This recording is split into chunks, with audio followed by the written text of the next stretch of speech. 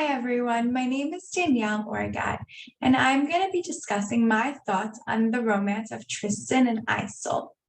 To begin, as highlighted in the romance of Tristan and Isolde, a love that corresponds with the rules of courtly love, the question of whether the love is true or fake is essential.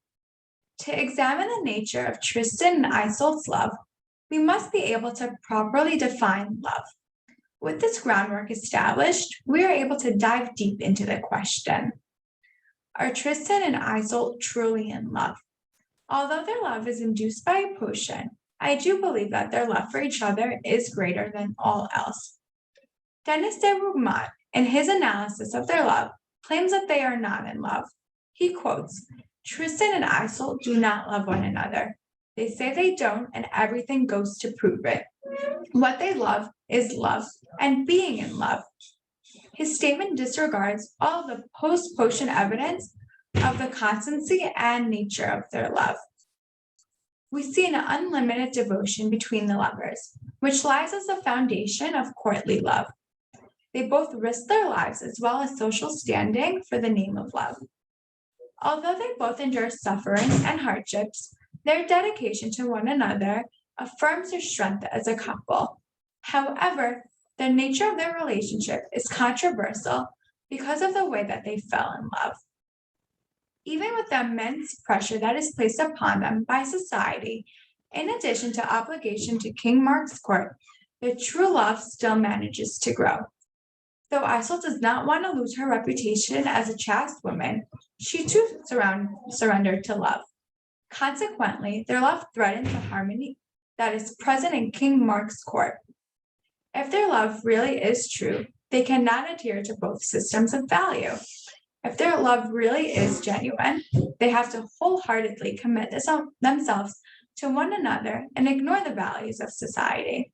However, their love defies reason and lacks both boundaries and any form of order. Unlike King Mark's court that promotes both reason and order, Tristan and Isolde world goes against it all. The stigma that society places on their love fuels their passion. By engaging in this adulterous love and violating the various rules of society, their love will constitute many attacks that disprove their actions. Taking this one step further, this represents the ultimate battle between true love and society's understanding of love. The ultimate affirmation of the true nature of Tristan and Isolde's love is in its transcendent power over social norms, other magical elements, and even death. Their love was able to survive the death of one of the lovers, namely Tristan, when he can no longer bear the separation from his true beloved. The love for Isolde in Tristan's heart allows him to linger and fend off death just for the chance to see his beloved one more time. As suspicions grew, the normal condition of their love eventually became separation. The suffering of one lover is the suffering of the other.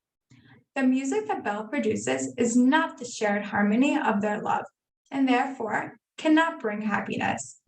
It can only ease some of the suffering. By having to endure periods of separation, they learn to cope internally with suffering, as we see in their final parting. King Mark's love for Isolde is only one-sided and therefore not an example of true love. First of all, he only desires Isolde hand in marriage to please the other members of his court and chooses her only because of Tristan's description of her beauty. King Mark, in essence, is only concerned with the physical bodily pleasures that love has to offer. The main and most prominent theory and theme in the story is love. It is forbidden and unexpected because Tristan and Isolde drank poisoned wine that was made for Isolde and King. But deep and true, as far as the couple couldn't hold their feelings inside and weren't afraid of being revealed. The author shows us how love changes people and makes them do crazy things sometimes. It can't be hidden and forgotten. This love is passionate and mad. Nonetheless, this love is unhappy and tragic because it makes the main characters die.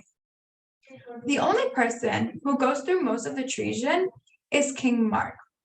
He was betrayed by the closest people to him, Tristan and Isolde.